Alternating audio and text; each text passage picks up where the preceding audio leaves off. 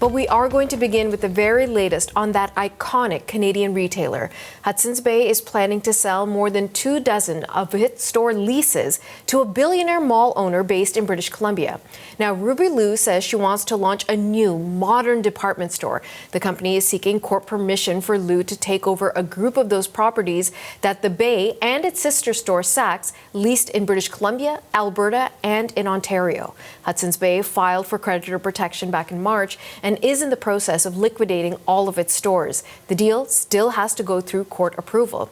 But let's dig into what we know at this point. And for that, we are joined by Bruce Winder. He's a retail analyst and he's joining us from Toronto. Bruce, good to see you. Thank you for making time for us. Yeah, thanks for having me on the program, Natasha.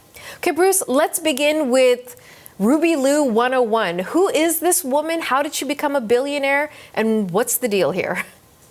Yeah, she's very successful. She started out in China. She was born in, I believe, northern China, and she ended up owning a shopping mall in Shenzhen, which is a popular city near Hong Kong. Sold that for a cool 1.25 billion Canadian, and moved to Vancouver and owns 3 shopping malls in the Vancouver area, which do quite well. So that's kind of a little bit about her. She's an entrepreneur. She's very bold and bright, and it'll be interesting to see what she has to sell us in Canada here. She has this reputation, from what I'm gathering, of being a larger-than-life figure. She's not a billionaire who stays in her mansion and is not out in the limelight. She's very public. She's very active on social media. She's been talking a lot on social media, at least on Chinese platforms, about what she hopes and dreams for her acquisitions for the Bay. So let's talk about that. What is her plan as we know it so far? Yeah, as far as I know, I read an article from Retail Insider that was published recently, a retail magazine, and they indicated that they had an interview with her. And she wants to create something that's sort of a culturally diverse entertainment center / shopping center / food center within these stores. So it's going to be multi-generational, multicultural, and have a lot of fun and entertainment along with some great brands. Is that similar to what we've seen in terms of her leadership and her management of the malls that she already owns? Yeah, I did some recon on the malls that she currently operates, and that's exactly what she's done. I mean, I looked at her mall. She's always having an event there, fashion shows, and there's like a kids' play area and food and all kinds of community events. So I think she must have found a bit of a formula there that works. You know, we talk a lot about experiential retail, but she seems to be living it out west. Okay. I wonder if the control room could bring up the image that was on Chinese social media. This is Ruby Liu. This is her a couple of days ago when she, or maybe even just yesterday, saying that she wants to buy up the Hudson's Bay. Now, what she's holding in her hand, she's standing next to her head of marketing for her company. That is the shape of a ruby with her name Liu in it, and it says New Bay. And that's what she wants to call these stores, the up to 28 leases that she's buying, these storefront properties of the Bay.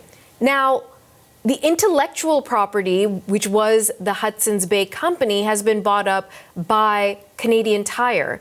So, Bruce, would she be able to use the name The Bay? Would she be able to accomplish what she wants to when you've got another massive retailer basically taking up what it means to be the Bay? Yeah, I don't recommend that she uses the New Bay as a brand name. I like sort of the Ruby Liu name, you know, whatever name. She has to talk to consumers, obviously, and do some research. But I think she would be challenged from an intellectual property perspective from Canadian Tire, who owns the Bay and trademark. So I don't recommend that, but we'll have to see where she wants to go with this. Why don't you recommend it? Because what's the argument? The argument is that it's too confusing with the original Bay trademark, and Canadian Tire could sue her for that and get an injunction to stop her from using it. So I don't think that's wise. I think to avoid a lot of that stuff, she can just come up with a new name based on consumer research. And based on what I've read, she actually wanted to buy up the intellectual property herself, but said, look, Canadian Tire is a huge company. Their pockets are much deeper than mine, and so she got outbid on that front. Is there any possibility that rather than this becoming a litigious relationship, it could be a cooperative one? Could she team up with Canadian Tire in some way, and they both achieve a greater goal together? Yeah, it's possible, but I think very much unlikely. I think Canadian Tire has other plans where they want to keep the brand exclusive to their banners. Anything's possible, but I don't think it's going to happen in this case. Let me ask you about these massive retailers in general, when something as big and as iconic and historical as the Bay starts folding, what is happening in the shopping retail landscape? Like, is there space for big stores like this? Well, I would argue that the only space for big stores is if they earn their space, right? So, I mean, the department store sector, I think, has been in decline for quite a while. There's some anomalies to that if you look at Simons and some other folks. They're not really a department store, but they've done a great job. But no, I mean, the days of the big footprint is sort of gone. Having said that, if she redefines it into part entertainment complex, part food complex, part shopping, and does it right, that could work.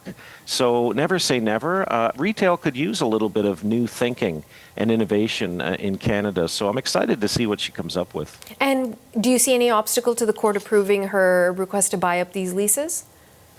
I don't think so. I really don't think so. I mean, the court is trying to get, this settled as soon as possible, get creditors paid. So I don't foresee anything that's going to block it. You never know. But no, I think the courts just want to sort of make a transition to some new businesses here. Okay.